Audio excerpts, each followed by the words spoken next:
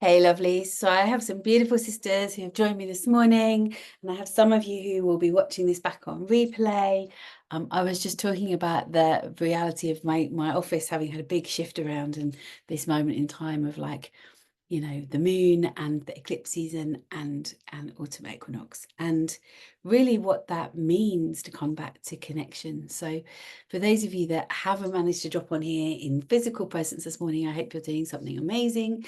When you watch this back, go and take a moment, grab a journal, light a candle. I've got one lit here for us guys this morning, and just drop into what it is to be in this space right now, this powerful moment of connection, mostly and firstly and foremost to yourself.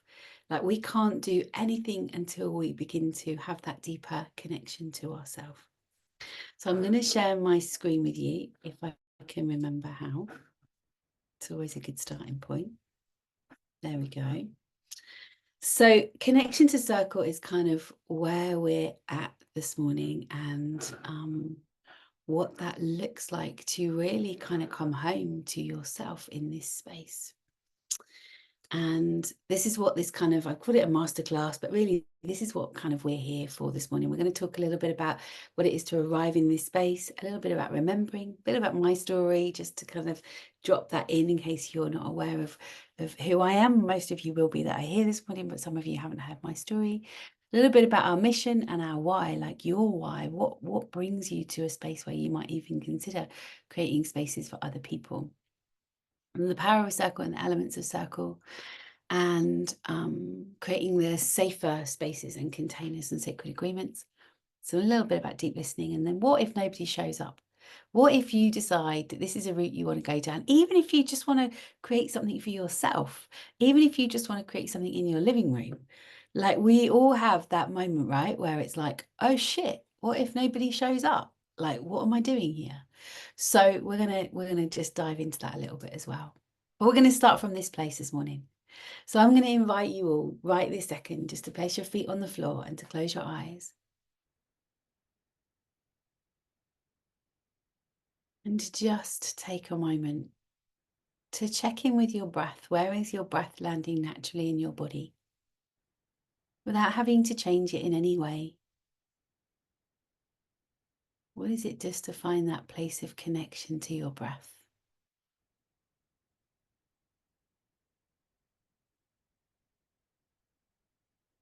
So the fastest way for us to connect with ourselves is through the breath.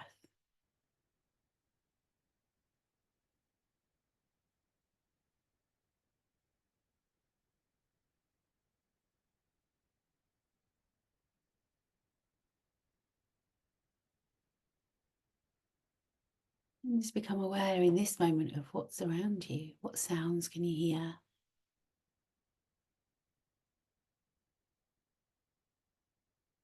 What smells?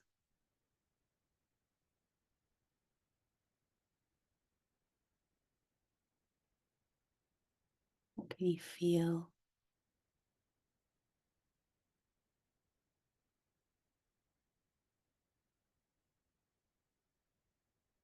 And what would it be in this moment to deepen your breath, taking a beautiful deep breath in, holding it at the top,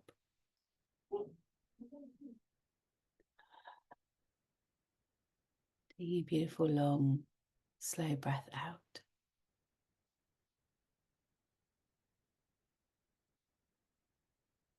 And another breath in. And just following that cycle of deep breath in and deep breath out.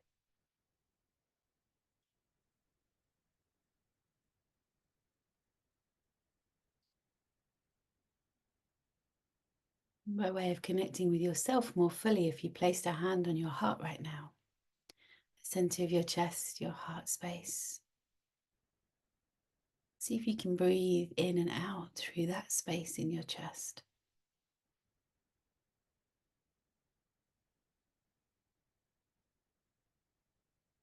And as you bring a full connection to your heart, just checking in with how you're feeling in this moment. Your heart could say anything and share anything with you right now. What would she say?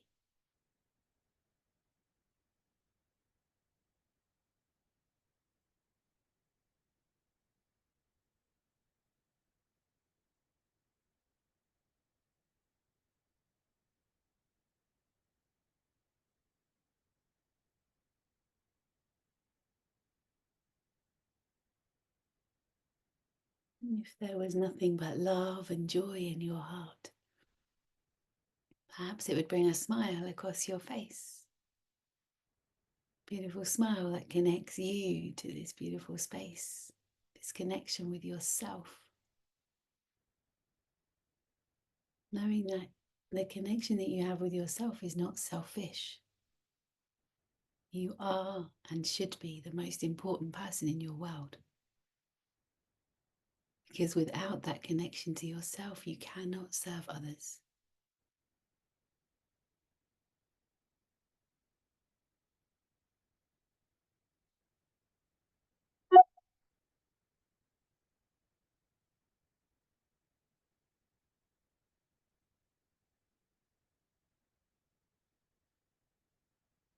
So from that place of connection with yourself, taking a few more breaths.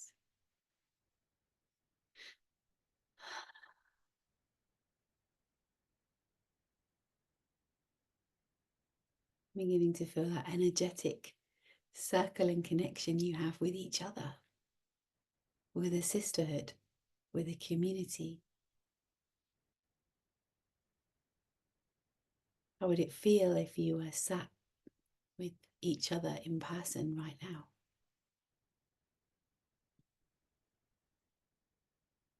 Be honest with yourself. What is that feeling?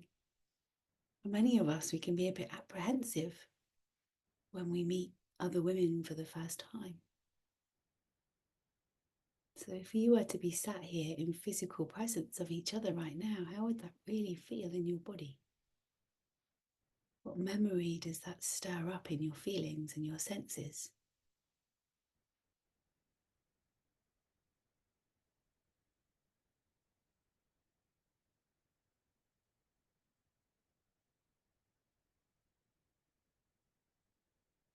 And then if you were to imagine that space with each other was out in nature, and your connection was with yourself, with each other, and then with the nature around you, where would your ideal spot be? Can you vision that circle? Maybe it's in the trees, in the woods, in the forest, on a beach, by a river.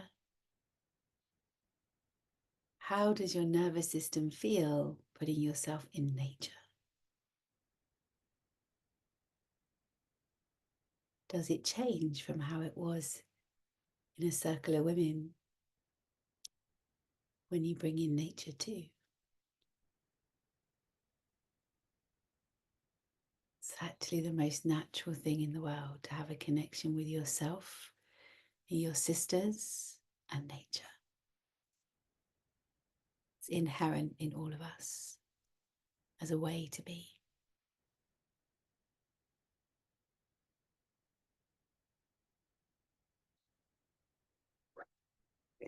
So taking a big breath in and letting all of that flow through your body, all of that yumminess and juiciness. And gently, gently finding your way back to the space, back into your body, back into your toes and your fingers. And maybe there's a yawn. Oh, yawning is not rude. We got told when we were kids, don't yawn. It's rude to yawn. It is the best shift of energy you could possibly have. So please never, never feel like you can't yawn. Yawning is your shift in energy. So how was that for you? Take a moment just to consider how your nervous system felt in that space of connection with yourself and with each other and then with nature. What happens in your nervous system? And if you have a journal there and you want to take some notes and think about how that feels as you move through, please do. So this is a remembering. None of this is coming to this new. Like we are in this space as women and we have been called here, and it's ancient. It lives within each of us who feels this calling to be with women. And it's not something new to be learned, like it's an inner knowing to be remembered. So we all have this space and we all connect in from this place.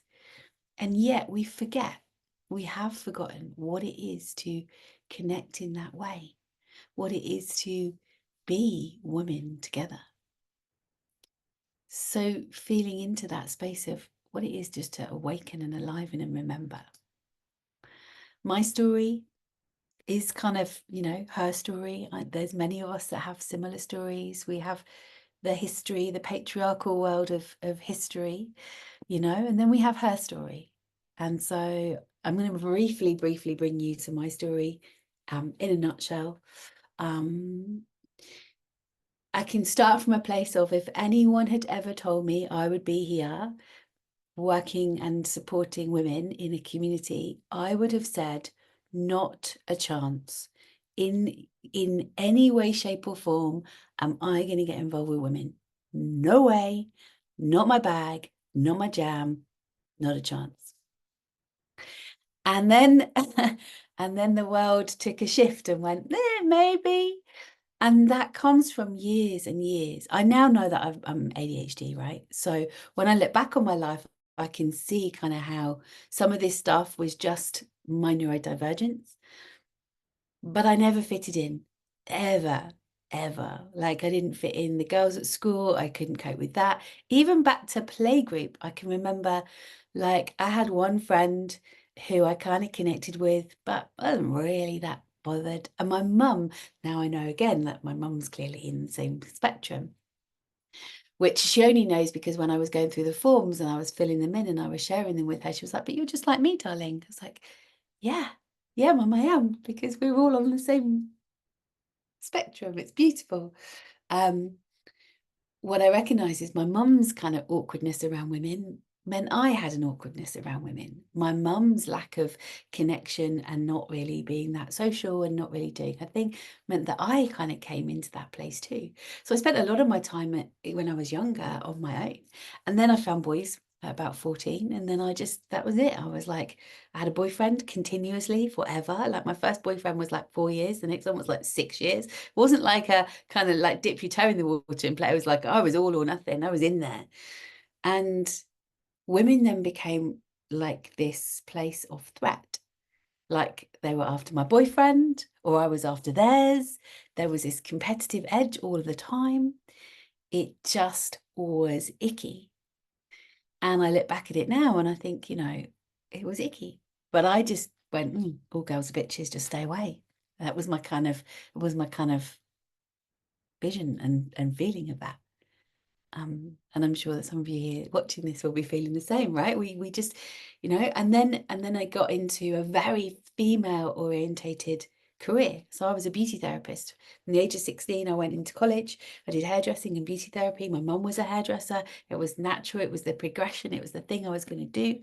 And that career spanned 30 years up until lockdown. So it was like a long career. And I traveled the world and I worked with women my whole life. I still hadn't connected. That was my life until lockdown happened and I decided to create the community.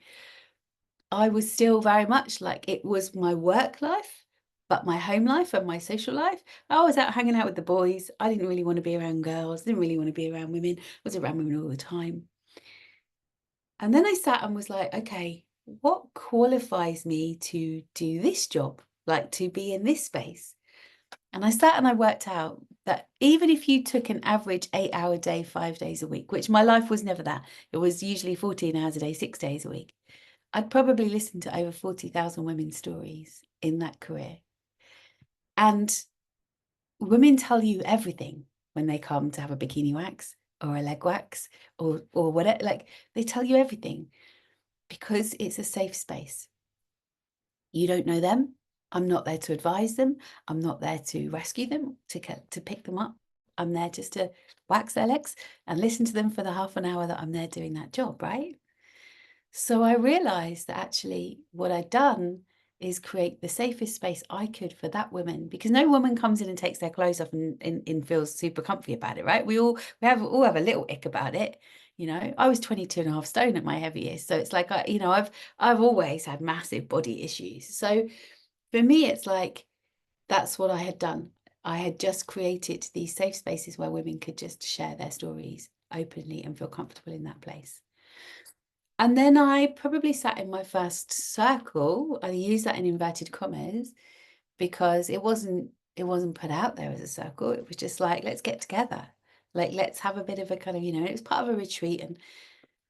And there was something in my nervous system that went from, oh my God, I don't want to do that. I don't want to sit with a bunch of women, to, whoa, actually, what is this?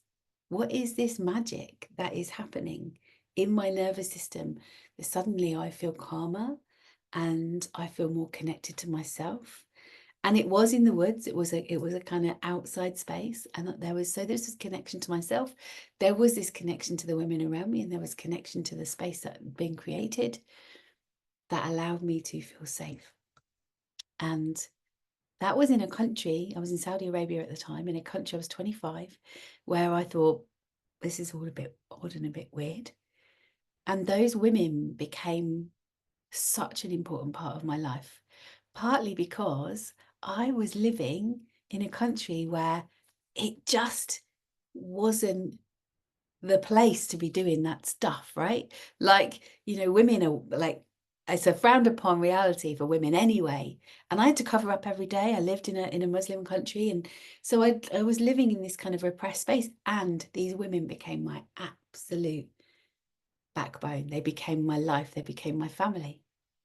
And I started to trust. And then I didn't trust again when I was married, and I had a husband who had loads of affairs. And so it was always the other woman, right? Who was the common denominator? Him, not the other women, but my inherent nature is going to take it out to be the other woman. And then in my career, different jobs where I was pitted against other women to get the job. So this is my story, but it's actually, and many of you I know would have a similar story, right? We have been pitted against each other, disconnected from each other, and that makes most of us slightly fearful of what it would be to sit in spaces together. So when lockdown happened, everything changed for all of us.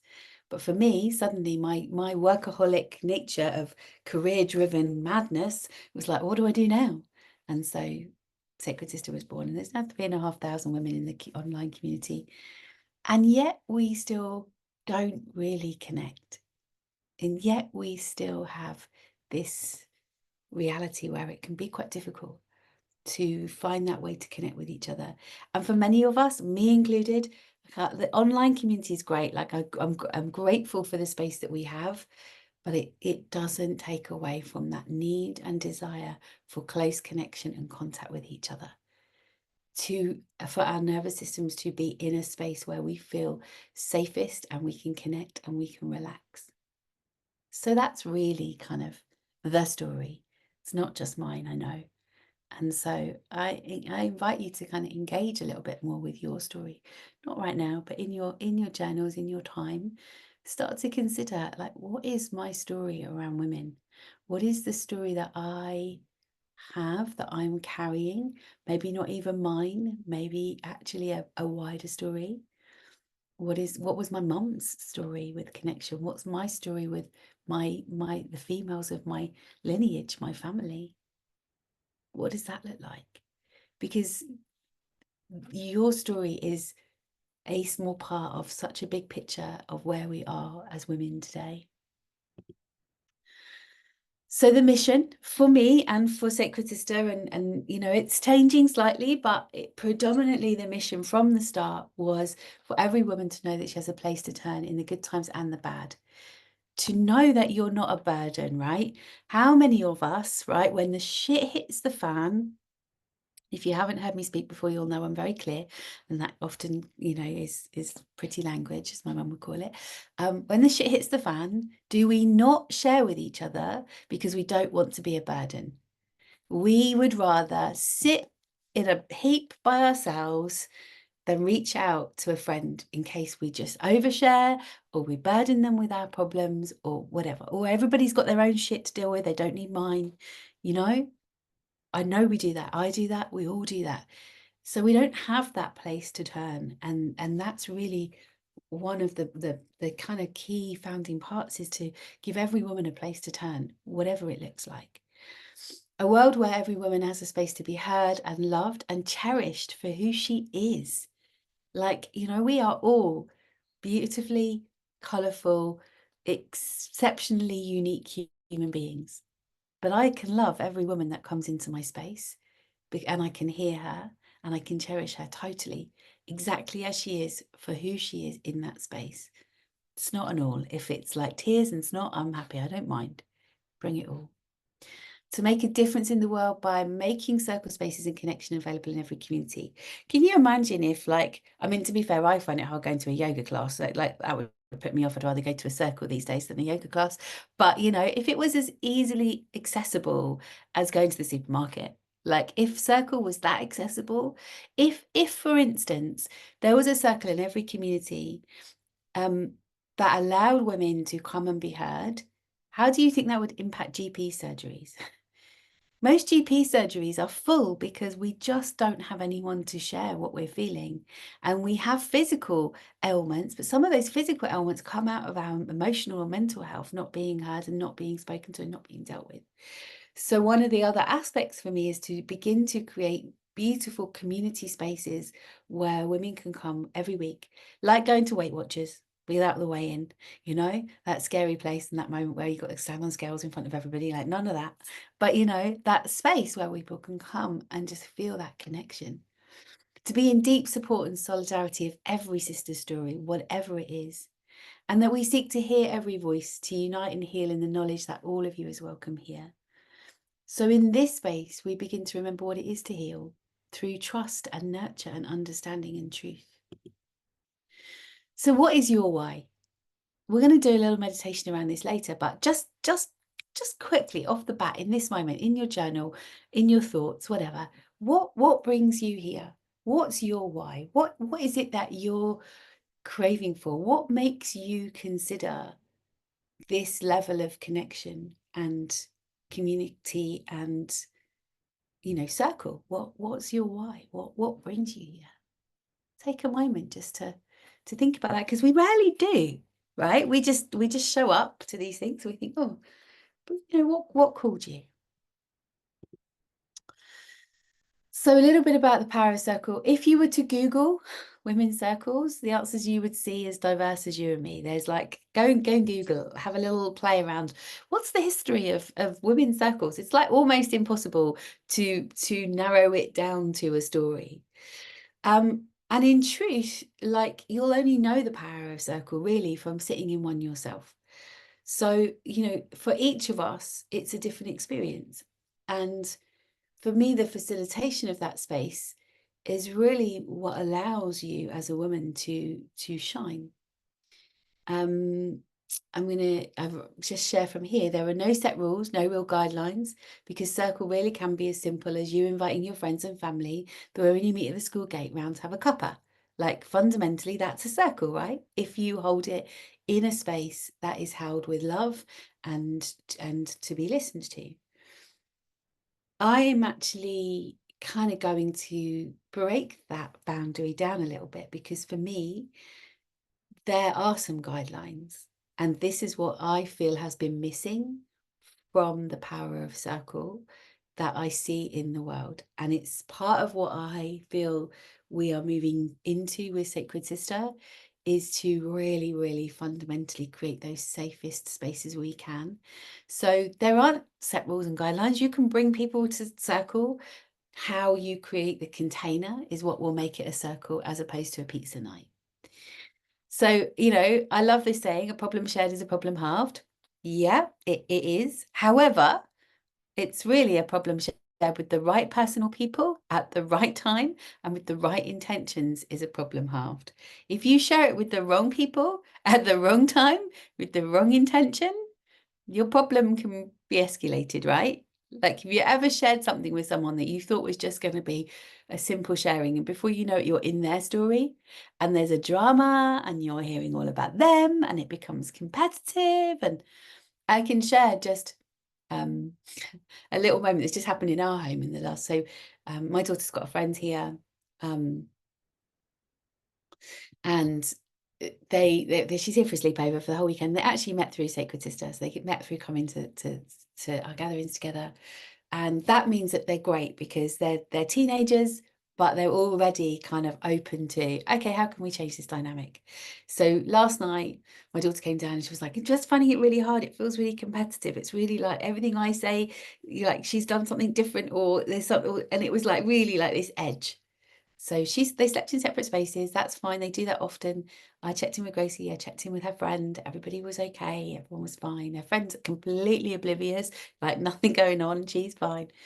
And so this morning we got up and I said to Gracie, like, should we go and have a conversation? And there's never a time when they're not here together where we don't end up holding some deep, meaningful conversation. But I was like, you know, I said to her friends, were you okay? And she was like, yeah, I'm fine. Is Gracie okay? Like, what's going on? And I said, can we have an agreement to have really open, honest conversation? And yeah, it might be a bit icky around the edges, but let's see if we can open that door. And they were both like, yep, let's have that agreement. And they were both able to share completely, fundamentally from their hearts how they were feeling. And Gracie was just like, I just feel like everything I say it feels quite competitive. And her friend was like, oh my God, like I really get that. All my friends at school are like so competitive. Like I said, I was going to my friends for the weekend, and one of them was like, well, I see my friends every day. What's your problem? It was like this kind of edge. And I said, well, that's kind of how Gracie's feeling. And she was like, oh my God, like it might take me a while to like not do that, but I'm gonna really try. And can we have that agreement to like just to kind of call it out if it's happening actually, and be really honest with our feelings in every moment. Can we imagine if a world was actually like that? And we're the change. We're the generation that can make that change, right? We're the generation that can have that impact by coming together and sharing with the right people in the right spaces with a beautiful agreement in place of how we connect with each other, that we can be that change.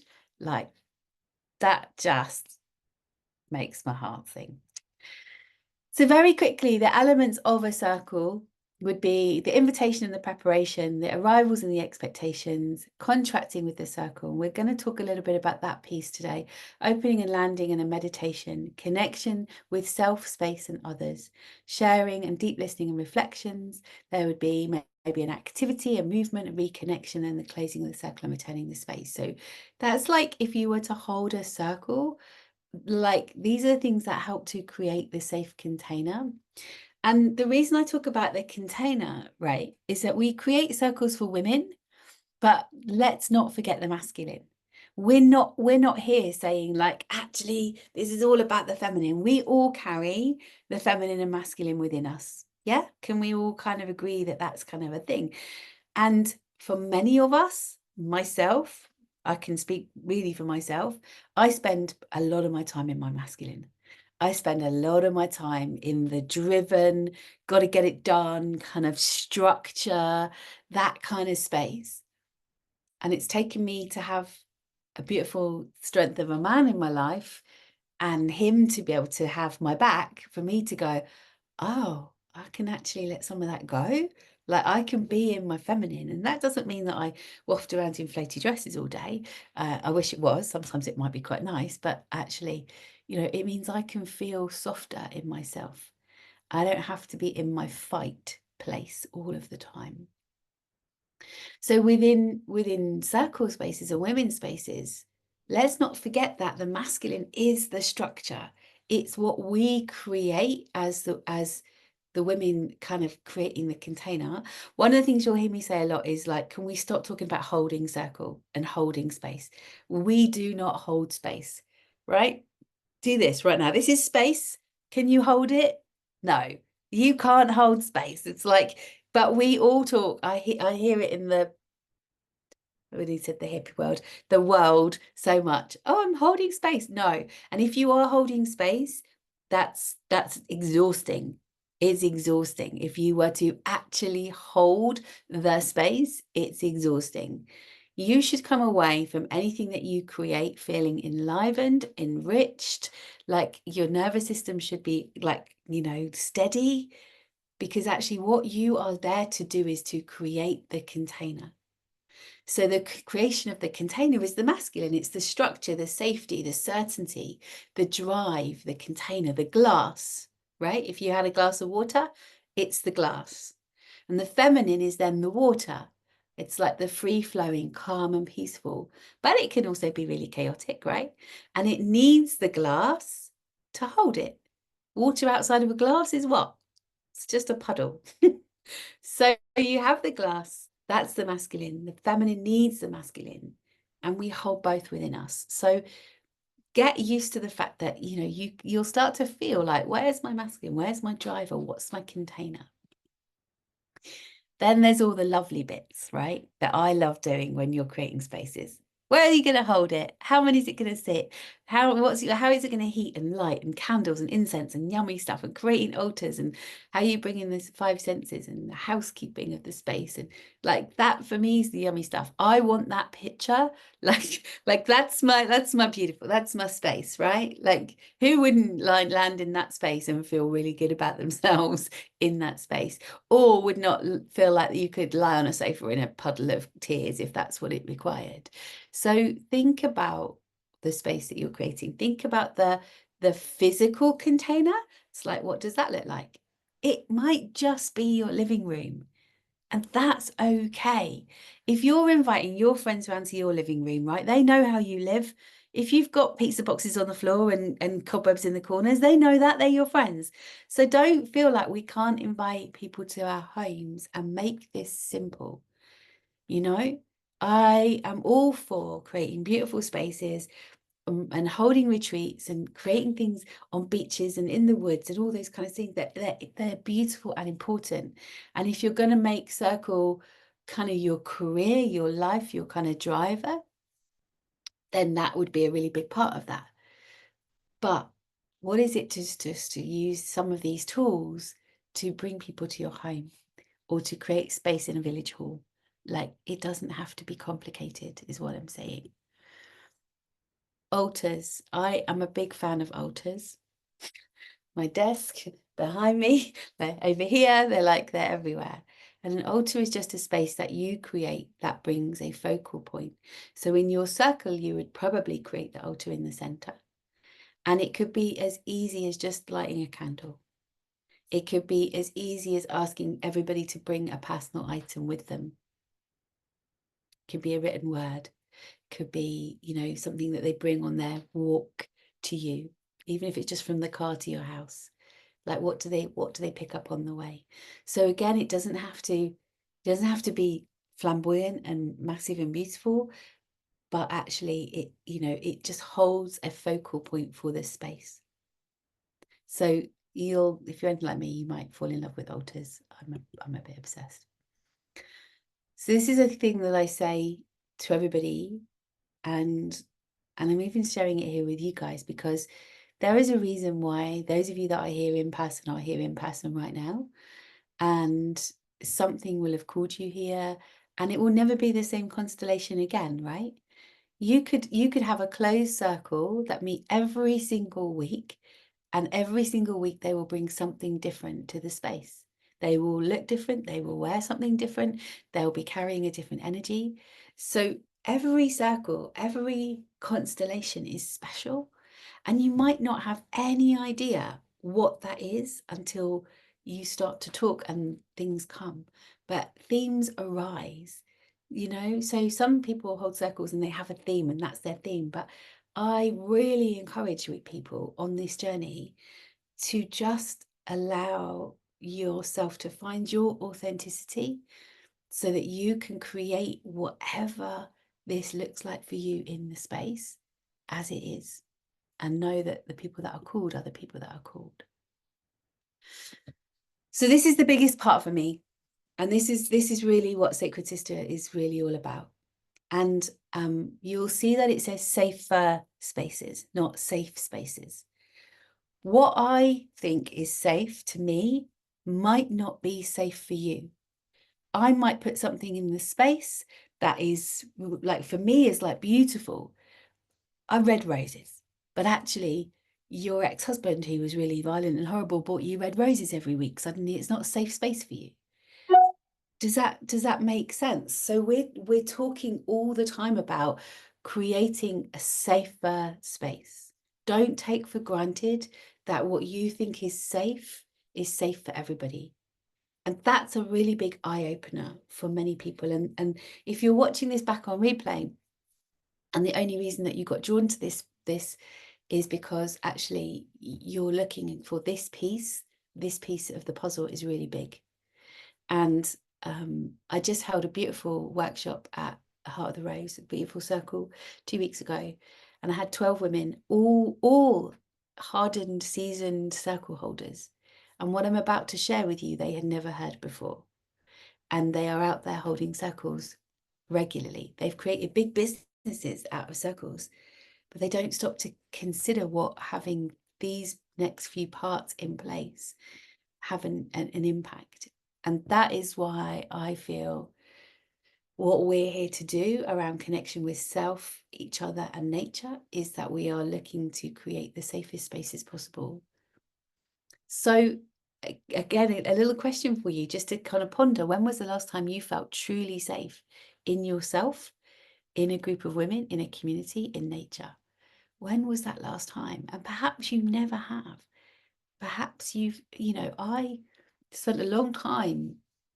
I mean, I still battle chronic illness every day. I was diagnosed with fibro at 27. They thought it would be smart to re-diagnose me a few years ago because I wasn't listening. I was like, I don't need to hear it. Like, I'm all good, thanks. I'm on my own path and I'm good. But do I feel safe in my body? Like, it takes me quite a lot to feel safe in my body because I don't necessarily know how it's going to react to certain things. And so, I can say it's hard for me to feel truly safe in my own skin sometimes. So consider that, like, just make a mental note to kind of think about that later. Like, when was the last time you truly felt that safety within yourself, within a group of women, within a community, and within nature? So this is where our sacred agreement starts. And I'm going to, again, just very briefly go through this because it feels really important to me. But also, I will never again say this is a sacred agreement and this is the only agreement.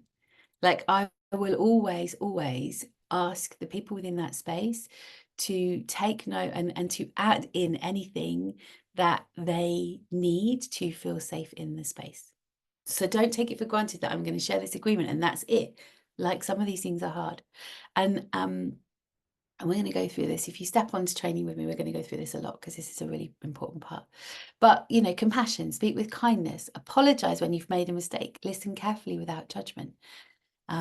Compassion literally means to suffer with, to feel another's suffering as if it was your own, and therefore act like we would wish it for ourselves. So that is like the literal meaning of compassion. Kindness, always do your best to be kind to yourself and to those around you, with your words and your actions. Random acts of kindness are welcome, but always with consideration of consent and boundaries. Be kind to you. Forgiveness, don't take anything personally. Understand that others' words are more of a reflection on how they feel about themselves. It isn't about you. Forgive yourself. None of us are perfect and we will make mistakes, and forgiveness is key. Have any of you ever read, I'm going to try and find it, it'll be on a shelf behind me, The Four Agreements? Okay, so it's a book that you probably should find at some point. So glad I sorted out my office, otherwise I wouldn't have probably been able to find that straight off the shelf. Look at me. Now I've sat myself in a weird spot in my seat. Just be real, right? So this is the Four Agreements. This is what it looks like. And so some of the sacred agreements started off life when I read this book on my first trip to Barbados. That sounds really exotic. My best friend lives in Barbados, so it is exotic, but I go because she's there. And her son is now 21. So I read it 21 years ago the first time. And it's not that big a book. And I read it in an afternoon. For anyone with ADHD, you'll know that, like, seriously, reading a book is hard work, let alone reading a book. But it just engrossed me, and it was like a way of life. So yeah, so like things like being impeccable with your word, forgiveness, inclusivity. So they all kind of come out of a similar agreement. So we're a welcoming and diverse community open to everybody, socialised and living as women, irrespective of faith, who you love, heritage, age, trauma, culture, status. All of you is welcome here, just as you are always. And it's really important. For those of you that have been around Sacred Sister for a while, you'll know that I created an agreement recently that said that we are our actual physical spaces that we create are for womb holders and women that were, people, female-bodied people that were born as women. I made the decision to make that happen, not because we're transphobic, not because we're not, not in total alignment with trans women, but because for me to create the safest space for the women that are there, both trans and female-bodied people, is that I can't judge how anybody's going to treat that person in that space. So you may be triggered by the fact there's a trans person within the space, for instance, and that may then cause a reaction to that person that's not keeping them safe. So this is a two-way reality, and it's important to know that you have choice of who you invite into your spaces and how that feels for you. And that was not an easy decision for me to make, but it was a decision that I made for myself right now for the spaces that we create. And I have other women that have been through training that are totally trans inclusive, and I have other spaces that are like I've trained trans women that only work with trans women. So it's like, there's all sorts of flavors and differences. We've got beautiful women that are doing couples work, so like this is not to say that inclusivity is abundant. Like how we are within the world is abundant, and you have choice of who you feel safest to work with to create the safest space for yourself and for those around you. So I hope that makes sense and doesn't feel triggering to people. And I'm also open to a conversation around this anytime. It's not an easy conversation to have. It's one that's taken me quite a long time to feel more comfortable to have. And I recognize that when I made that decision, everything seemed to flow more easily. Prior to that, I was always on the back foot. I don't want to upset anyone. I don't want to make a mistake. Like I haven't got my language right. We have gone through vast changes in the last 100 years, and things happen fast now. If you are someone living in a marginalized community, it feels slow, and it's a long process to get people to listen and to hear you. I will sit and I will hear any person who wants to speak to me. That is my fundamental service to the world. But when I'm creating spaces that I want to keep safest, that's how I feel I can best serve the community. Courage. Making changes takes vulnerability and stepping into your own power and strength. Only you can make the first step with a sisterhood of support behind you. Non-judgment, and this is a really important one. We all have our own stories, trauma and pain points, and we attain to make no judgment on another's life decisions or truths, how they look, what they wear, how they act. Speaking with impeccable words, mean what you say, and if you cannot stand by it, don't say it. My mum used to say, if you can't be nice, if you can't say something nice, don't say anything at all. And it's true. Like, we're not here to judge another's decisions. Radical acceptance. So the respect given to another when listening and witnessing their decisions and choices as their own, accepting another and allowing each of us to be truly ourselves. So no frapping. Now this is the funny one that everyone kind of goes, what? And I've put a picture of these amazing, this is actually a picture I took, amazing tree with amazing roots. But for me, these are our foundations. They're our fundamentals, especially in circle. So no fixing. I am not here to fix you in any way, shape or form. You're not broken. You don't need fixing. I'm not here to rescue you. What does that mean? I'm not here to go, there, it'll be okay, and sweep you up and just pat you on the back. I'm not here for that. That's not my role. My role isn't to rescue you and to make it okay, because you can do that for yourself. You can find your way, and I'm here to support you to find your way. No advising. If you ask me for my advice, I'm going to give you my advice, but I am going to try really hard not to give you my unsolicited opinion, because that's all it is when you don't ask for it, especially in circle, right? It's so easy, right? We are women, right?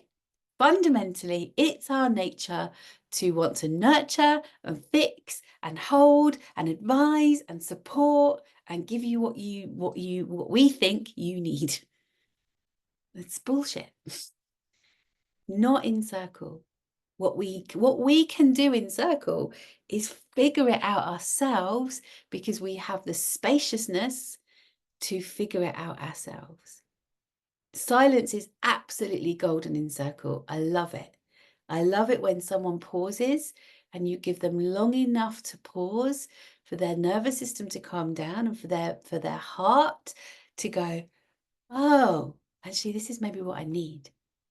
I can guarantee you most of us 90% of the time have no idea what our actual needs are, what we need, or how we feel.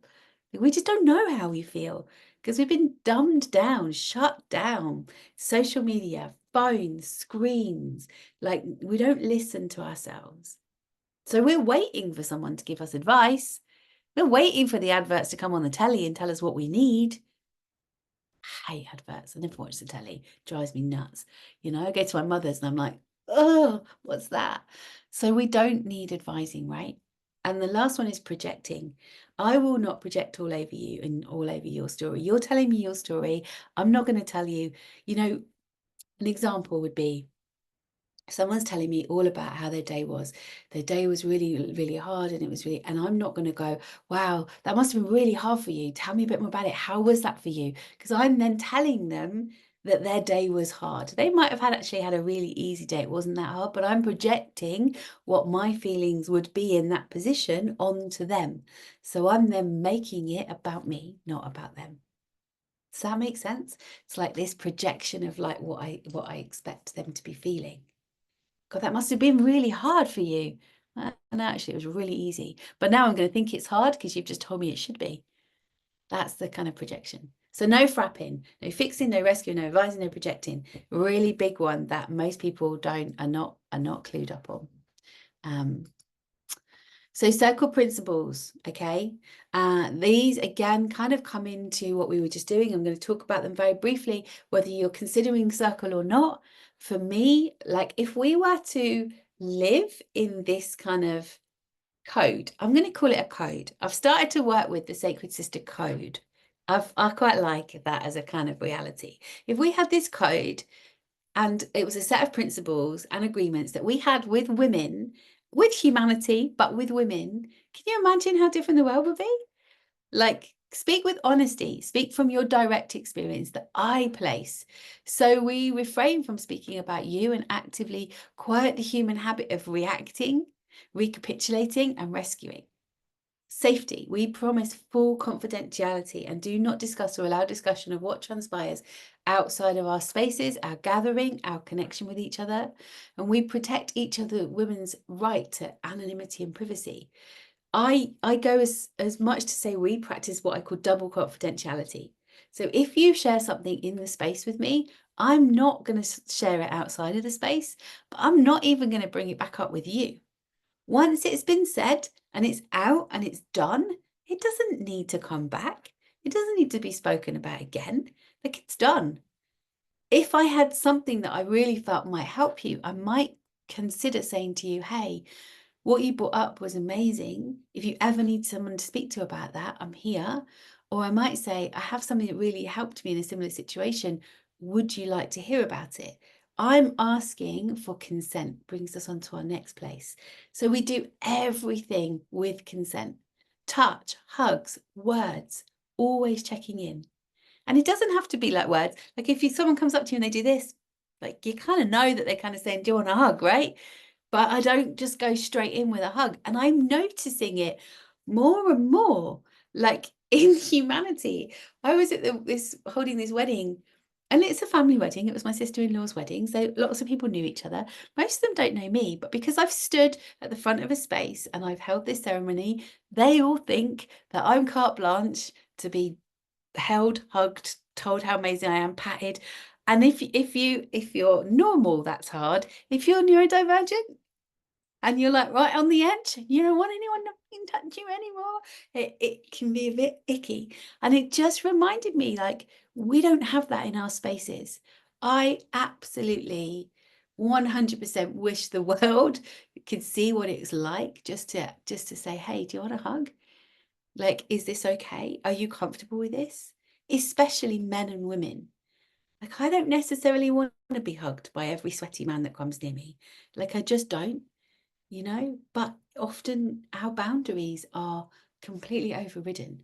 And often then what happens is we override our own boundaries, right? Because not once did I say, can you not do that? Like, you know, I didn't. I just stayed in it because I didn't want to hurt anyone else's feelings. I didn't want anyone to feel a bit icked out by it.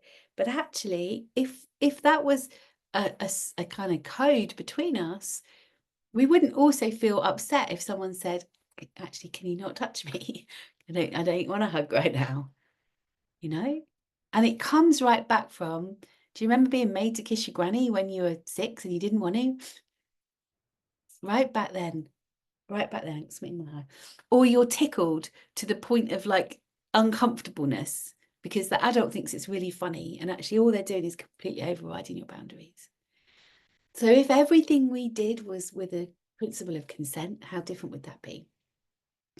Simplicity. Circle shows us that true abundance flows from the simplest gifts of life. We value laughter, politeness, support, and generosity. We appreciate pleasure and encourage simple shifts that enhance the quality of our lives. Compassion. We actively open our hearts to every woman present, including ourselves. Silence, the pause, I spoke about that earlier, the space to silence so that actually we can just feel the magic of circle. And the diversity and inclusion, celebrating all the diverse ways of existence.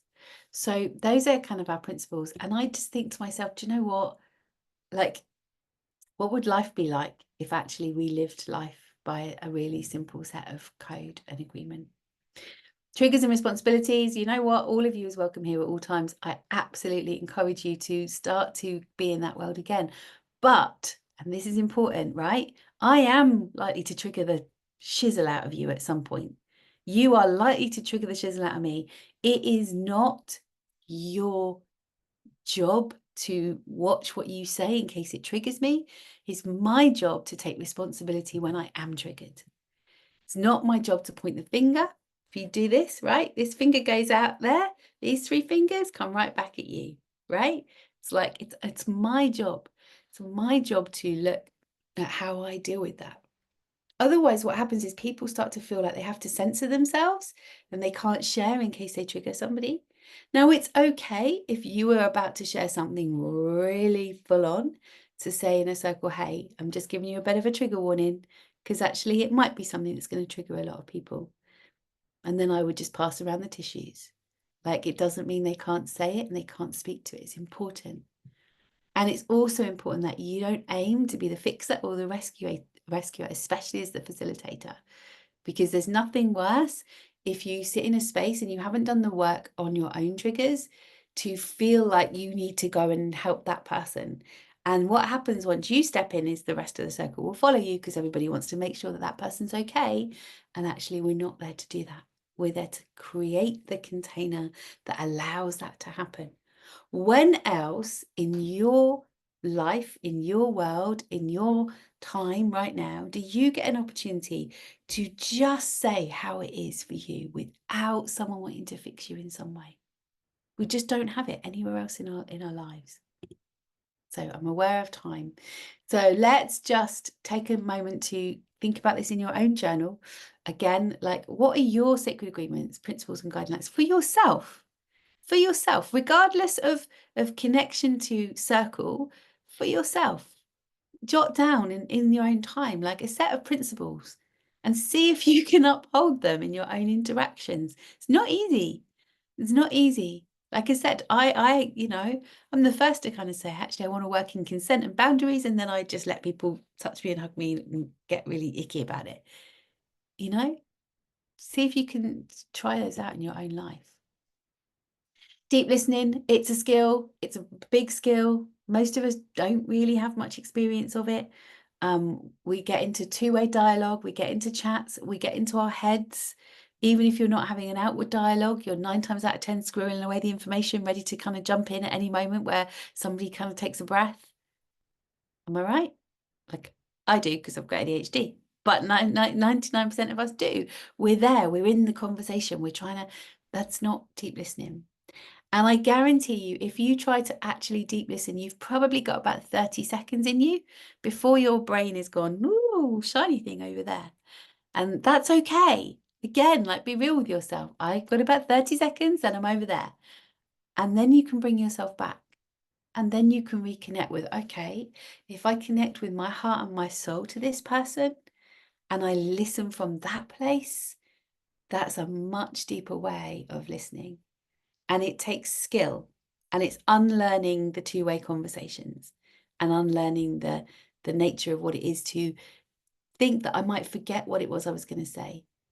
Bearing in mind, if you're not advising and you like, there's nothing for you to say anyway. You're just there to listen. Yeah.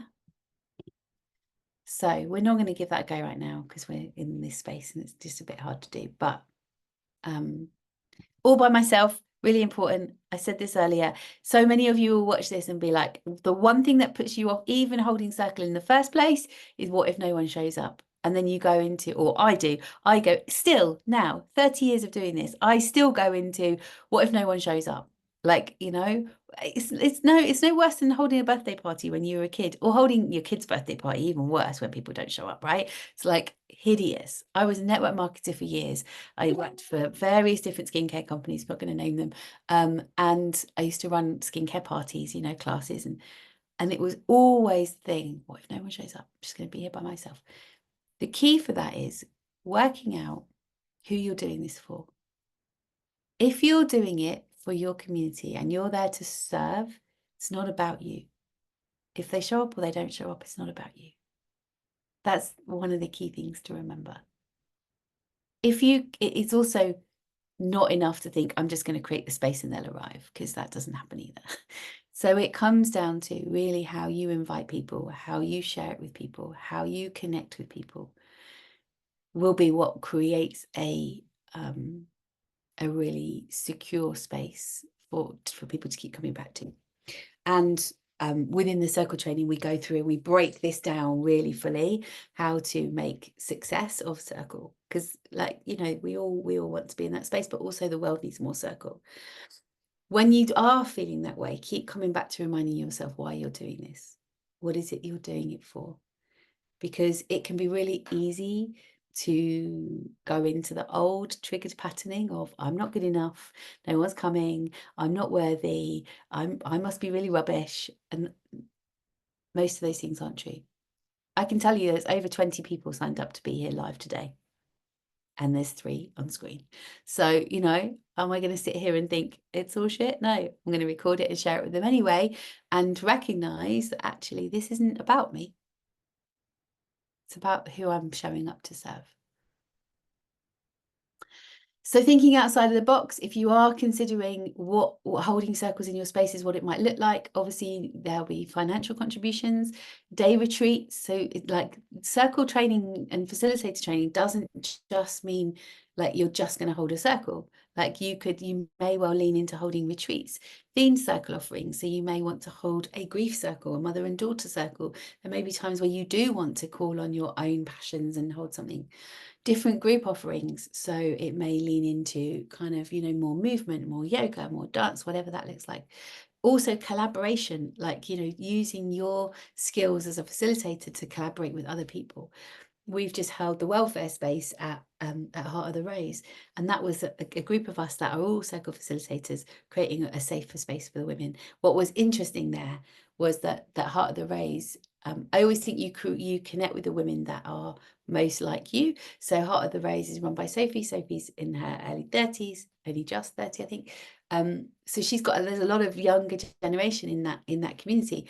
My generation and my community are quite similar to me. We're all kind of like, you know, 35, 40 plus. I'm nearly 50, you know, we're in that kind of boat.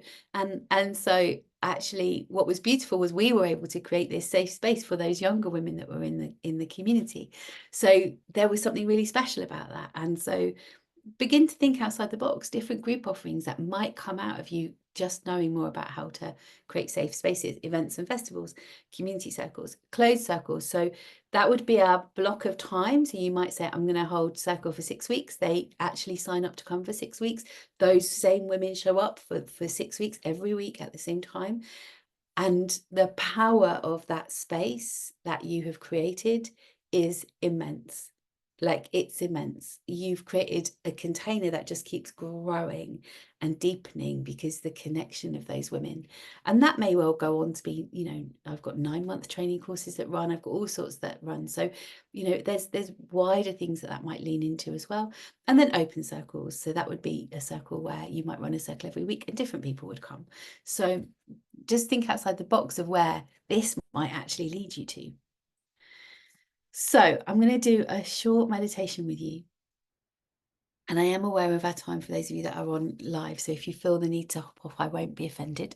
But we're going to be like another 10 minutes probably with a little meditation and a little moment to connect in with each other. So I invite you, if you're staying, just to get super comfy, find your way into your own space. Bring your awareness fully by closing your eyes fully back into yourself. And if you're somebody who finds even closing your eyes difficult, like, just question that for a moment. Where is the safety of myself that says it's okay to close my eyes and just to be present with myself? And if you find that hard, what is it about that?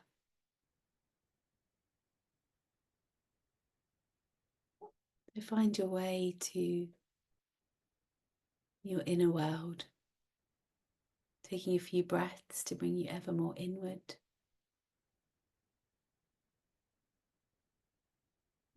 And to connect yourself with each part of you that speaks in this moment.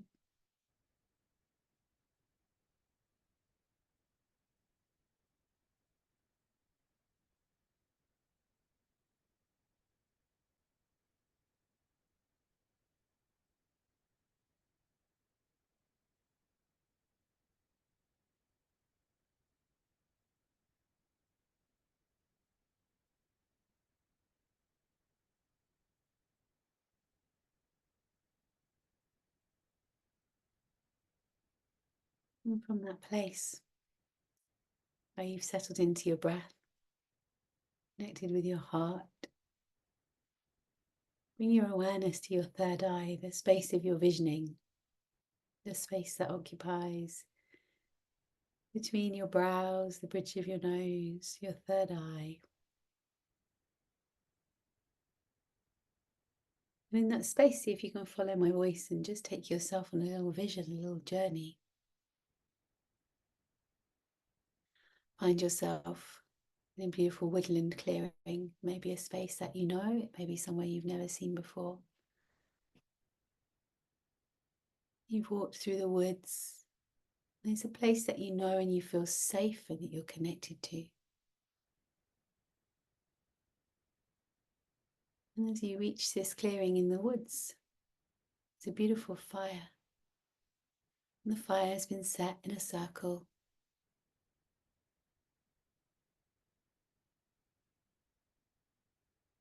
And you warm yourself by the fire.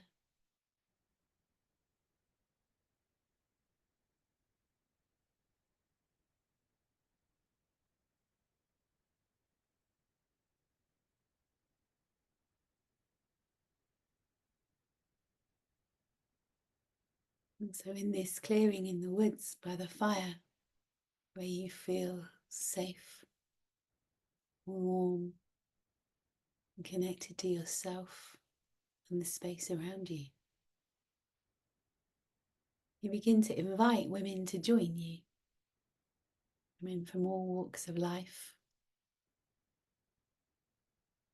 And they begin to gather with you around the fire.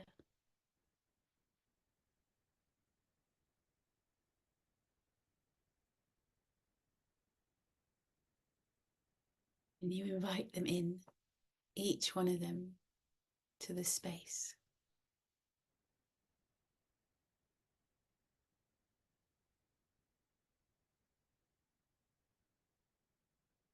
And as you look around the fire, holding the gaze of each sister that's joined you, just feeling what happens in your heart, in your body, in your mind as you begin to connect with these other women.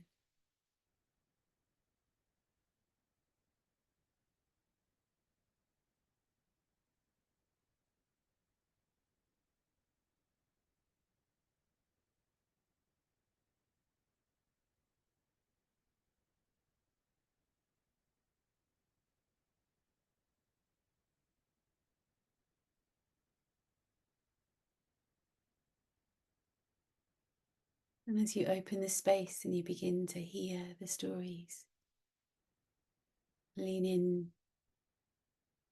to listen to each woman share.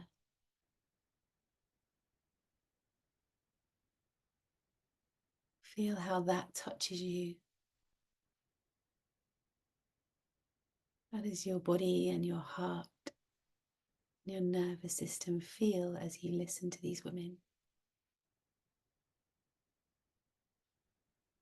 Recognizing that they feel safe because of the container that you've created.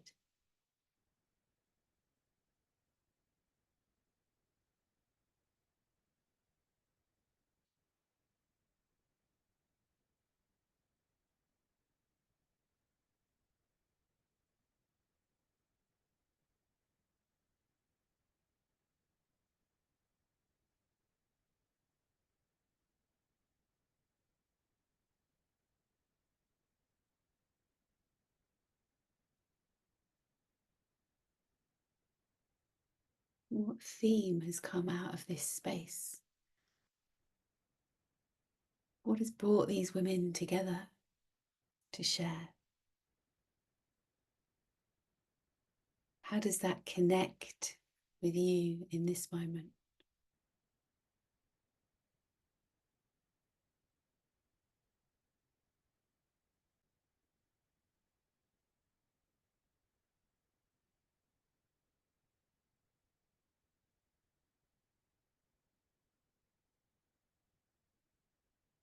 And as you connect fully with how it feels in your body and in your heart and in your mind, if I was to ask you the question, why? What is it that stirs within you that wants to create these spaces?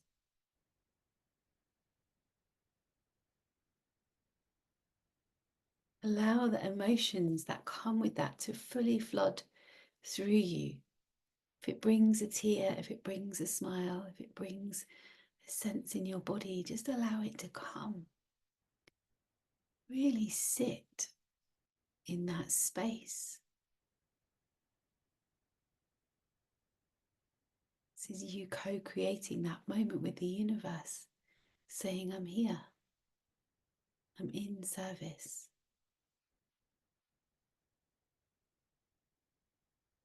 What does it move in you?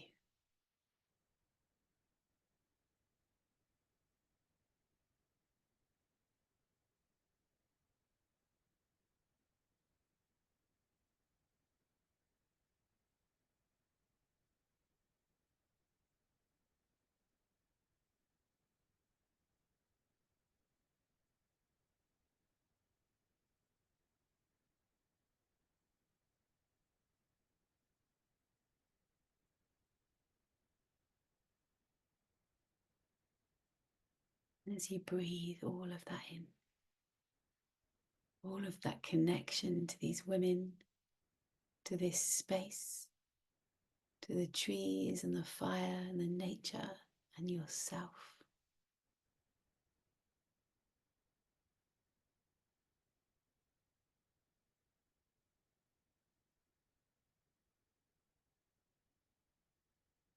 Bring yourself fully into alignment with this moment.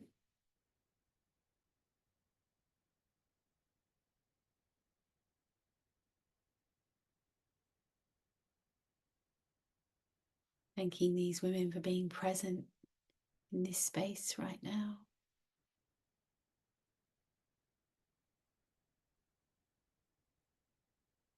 As you begin to move away from the fire, coming back to your body, knowing that this inner world, this inner landscape, your own community of souls have your back.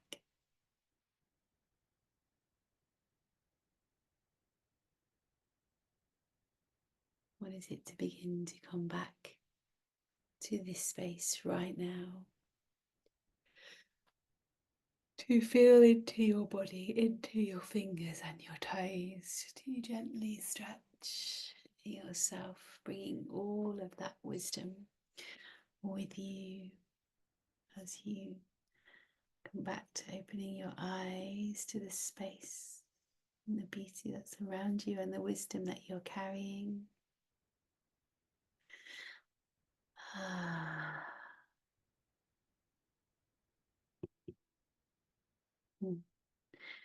And I'm going to leave you with some journal questions.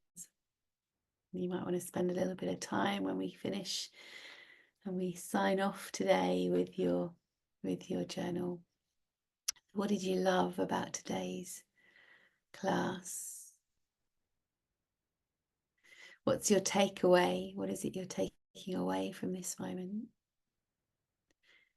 How do you feel as you begin this next part of your journey, whether it's within Circle or something different? Take a moment to really lean into your why. The meditation that you've just done, does your why make you cry? And the reason I say that is because if it doesn't, if there isn't something really stirring in you, it will be very easy not to do it. It will be very easy to say, well, okay, that's just a bit too hard, or it's too expensive, or it's too this, or it's too that, or I haven't got the time, or it's very easy. So your why should be the reason that you get up every day and that you do what you do. And for most of us, that why is usually like, because I have to pay the bills, because I have to feed the kids, because I have to, walk the dogs. Like, it's usually a physical reason why you have to go and do something. But actually, what is it that really stirs you to create these deeper connections? What do you feel in your belly when you think of holding a circle? Does it make you want to throw up? It did me, and it still does quite often. Like, oh, what's going on? And how will you look after yourself? If you decide to come on the training, like, how will you look after yourself? We do a lot of self-care through the training. The training is a 6-month journey and we do a lot of self-care, but how do you plan on looking after yourself? And what will your treat be at the end? And whether this is training or whether this is anything, like, how do you look after yourself in general? And how will you treat yourself? Because it's a journey and there should always be a treat. We're sadly reward generated humanity right now. So if there's not a treat at the end of it. So I love this quote by Margaret Mead. Never doubt that a small group of thoughtful, committed citizens can change the world. Indeed, it's the only thing that ever has. Never doubt that a small group of thoughtful, committed women can change the world. Indeed, I think personally it's probably the only thing that really ever has. Because even for every man out there, right? They came from us eventually. So, like, we made the difference. And sometimes we've messed it up. But I can own that too. So what next? If you've watched this and you're thinking, actually, I'm really in, I'm all in, I want to do this. Then we have a training coming up. For some of you, you already know that. You're already there, ready to rumble, ready to go. I'm having a fight with the sheepskin today. It's me against the sheepskin. I changed the slight dynamic of the training. So if you've looked at the training and it was 14.95 and there were 2 retreats and la la la, like I've shared this with some of the women who were on here earlier. I've already brought the price down. So for those of you that were thinking about it, it's 12.95, not 14.95. So even with both retreats, I just went, okay, let's try and make this more accessible. But I've also broken it down so you don't have to do the retreats. We didn't do them the first year. I kind of decided to do it because I put one on at the end of last year and it was so epic that everyone was like, this should just be a part of the training. And so I realized over the years I'm a total people pleaser. And so when someone says to me, this should happen, I go and do it. And what I have to start doing is going, no, someone said this was a good idea. Doesn't mean you have to do it. You should just offer it. So there is a retreat coming up on the 4th to the 6th of October. If you want to come on Circle Training, you are welcome to that retreat because it will be massively deep diving into circle and connection. So it was going to be just our circle retreat. Right now, the way the world is, like, I've opened it up to anyone who wants to come. And I really need 10 women that say yes to make it happen, because everything is extortionate at the moment. So I need that for it to break even. So if you're watching this and you're considering, I don't know about the circle training, but I want to come on retreat, then come to that. It's held in a beautiful, beautiful woodland in autumn. Like, it's the deepest dive into nature you can have, lying on crunchy leaves. It's amazing. It's 70 acres of woodland with ponds, with and there's beds, so you don't have to bring a tent, you don't have to be cold. Like, there's a bed. It's beautiful. And I feed everybody, so like really beautiful, nurturing, nourishing food. So that's available whether you decide to come on the training or not. It may well be that you don't decide to do training until after that moment.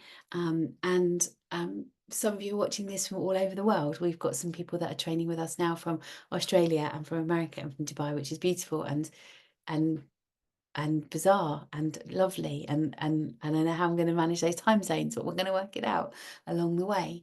And so if you're also watching this and you think, I really want to commit to this, but I don't know that I can show up for all of the lives, they're all recorded, so you can take part in that. I could make this a 12-week program. I could also make it a 6-week program, to be fair. The reason I make it a 6-month period from now until spring equinox is because I am not teaching you anything. I am awakening you to something that is already stirring in you. And that takes time. It doesn't take time to teach you how to hold a circle. It takes time for you to experience what's moving in you. And it takes time for you to heal the things that are your own triggers. You cannot safely create space for other people if every little thing that needs healing within yourself is going to get triggered, right? It's a really hard place to be. So this journey is as much a deepening into yourself and your own healing as it is to what is it to be a facilitator. That will either put you off and make you want to run a mile in the opposite direction, or it will make you lean in, because for those, like, so I can tell you 2 people that did the training with me last year have gone on to go, I'm never holding circle ever. I don't want to hold circle. It's actually completely changed their life around, because they're like, this is not my path. But they got so much out of the training because of the connection with themselves, that they are like, they're off doing some amazing work in the world. So, I changed the training from circle training originally to facilitator training, because I was like, doesn't happen to be, it might not be circle, it might just be your connection with yourself. So it's a deep dive, and we hold a lot of circle. We're in circle a lot through that time, and the connections that you build with each other are really special. So yeah. So 707 is now the cost of the training, and that can be split up into however you need it to be. It doesn't matter to me if it takes you the next 10 years to pay for it. Like, we'll find a way, we'll figure it out. My husband will continue to pay the bills forever. But he also gets this work and the power of this work. And I look at my training for my interfaith ministry, which Chris just laughs. He's like, do you realize how much you give to the people that come and train with you? It's like a mini version of that, like 2-year training. And that was 8.5 grand. And I finished it 3 years ago, and I'm still paying for it. It's like if you want to do these things, like, we need to find a way to commit to them. And I always try to find angel places as well. So, like, I never turn people away that are feeling it. But I can tell you that without an energy exchange, your input is much less. When you've paid for something and you're really in it, you show up. And that's just human nature. I know the people that I've given spaces to before that are just like, they're half in. And it's like, I want you to be in, and I'll figure out a way for that to work. But that energy exchange is important for both of us to feel that kind of buy-in, that you're here and you're connected to it. So that's us. I'm going to stop sharing my screen with you for a moment. And I'm just going to come back to kind of connecting back in with you fully. So thank you for being here. Thank you for watching this on repeat, replay, whatever, whenever you get to it. I will probably put it out somewhere that can be watched whenever anyone wants to. For those of you that are still on screen with me, thank you. I will come back to you in a second when I come off record, so you don't have to speak into this space.